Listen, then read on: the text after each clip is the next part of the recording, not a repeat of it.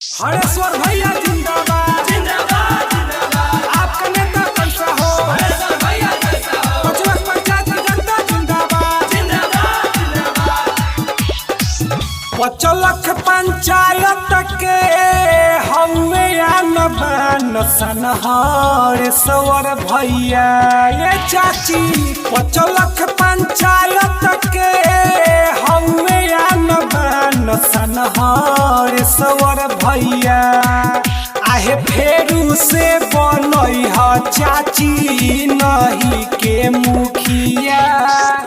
हौवे गरीबवन के सान। आहे फेरू से बनई ह चाचाई नहीं के मुखिया। हौवे गरीबवन के सान। Music by Awadhesh Nirahua.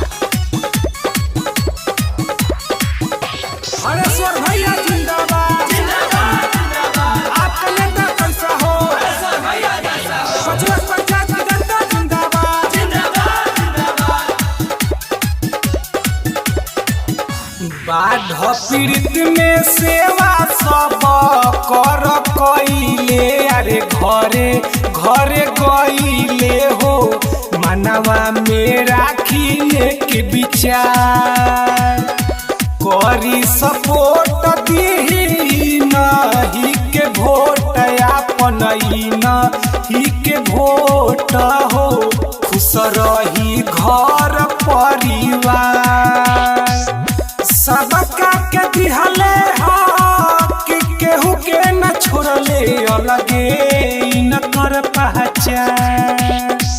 सबका के दिहले हो कि केहू के न छोड़ले।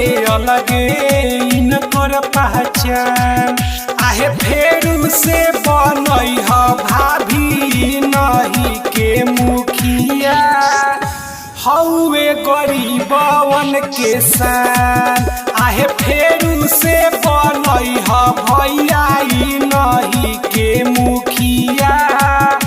हौवे गरीबवन के सान। हरेश्वर भैया जिंदाबाद जिंदाबाद जिंदाबाद। आपका नेता कैसा हो? हरेश्वर भैया कैसा हो? पचवस पंचायत की जनता जिंदाबाद जिंदाबाद जिंदाबाद।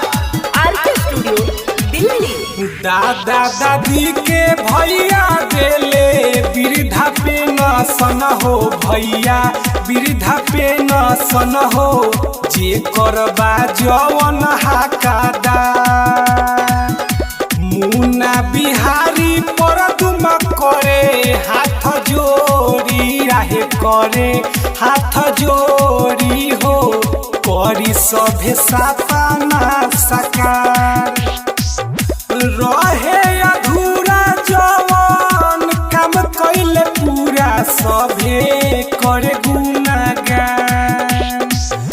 रहे अधूरा जवन काम कइले पूरा। सभे करे गुनागान। आहे फेरू से बनई ह काकी नहीं के मुखिया। हौवे गरीबवन के सान। आहे फेरू से बनई ह काकाई नहीं के मुखिया।